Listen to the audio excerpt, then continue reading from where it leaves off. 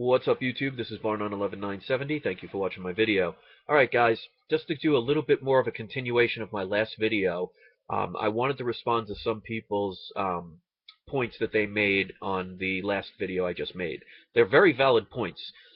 There are a couple of people who were saying that when interest rates rise, it would affect gold and silver on the decline. Now, in any other ordinary situation, I would agree with that 100%.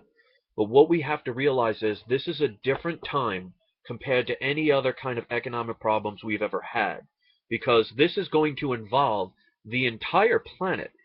People have to realize nowadays this is a world economy. What happens to one economy is happening to the others. That's why you see when, like, for example, the new prime minister or president, I don't know what they call him, over in Japan, got into power. The first thing he did is he started printing money.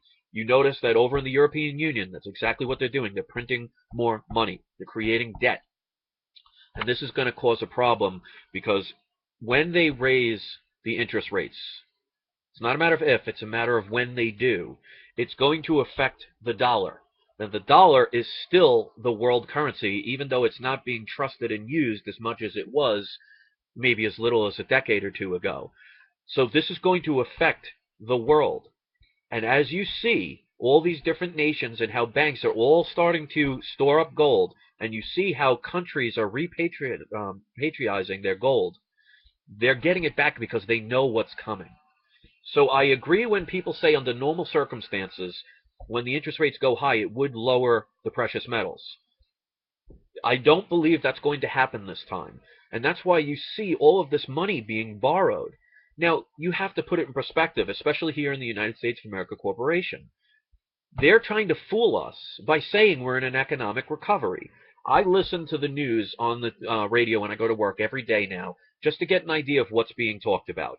And what I find funny is, when they talk about things like the Wall Street and Dow Jones and things like that, they'll talk about stocks and the Dow Jones and the S&P and all that, but they never talk about gold unless it goes down.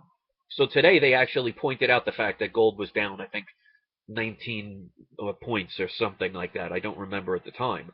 But if you want to trust in these people, you're going to be in a lot of trouble. Now, they're telling everybody, our government and our media and everybody's trying to convince people that we are in an economic recovery.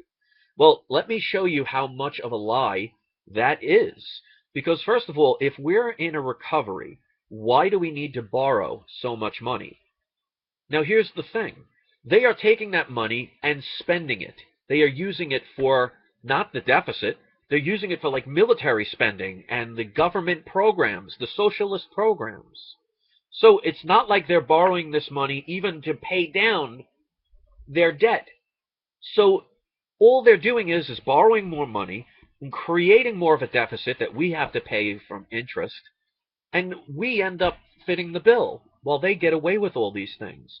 So we have to understand, guys, they are doing this for a reason. There is no accident, which really says to me, if you know how the enemy works, and by now we should all know who the enemy is, they are basically going to print as much money as they can get away with until all of a sudden all the countries out there say enough is enough, it collapses, and that's when you're going to see precious metals rise. So I understand where people that know about economics and know about things like the interest rates, how that normally would apply where gold and silver would decrease when interest rates increase. But this one, to me, shows that it could be a potential worldwide economic collapse. Because, and this goes for people who live outside of the United States that might be cheering on some kind of collapse, it's going to be a domino effect. If our currency goes down, then all around the world is going to be affected. They all work together. Make no mistake about this. The only people that are full of this divide and conquer are the people. It's not the governments. That's why you see one government after another government doing the exact same thing that everybody else is doing. That's why they're bailing out the banks. That's why they're not helping the people, and they're robbing us blind, leaving us to pay the bills and lose our homes and our businesses and our livelihoods while they walk around counting our money. So I wanted to make this video really quick, but I want people to understand that you have to think of this as a different time in our history. This is a time where all of the world has a fiat currency all at the same time, and it's based on the US dollar, And it's also based on the fact they are printing money to almost infinity at this point. They're getting to that point, and they postpone the debt ceiling, which means they could borrow as much money as they want until they establish what the new debt ceiling is. And that's the game. They can never stop until eventually there's so much interest being paid that we can't even make a principal payment anymore. So there is an end game. It's just we don't know the exact day. And when the dollar does finally give up and give in, that's when you're going to be very glad you held on to your physical precious metals. So I wanted to make this video because I understand there are a lot of people who do know about what's going on in the economic world, but you can't think of it based on past events. You have to think about what's being set up right now. And you see all of these different countries, they're not going towards dollars. They're not going towards diamonds. They're not going towards anything other than food, water, and gold.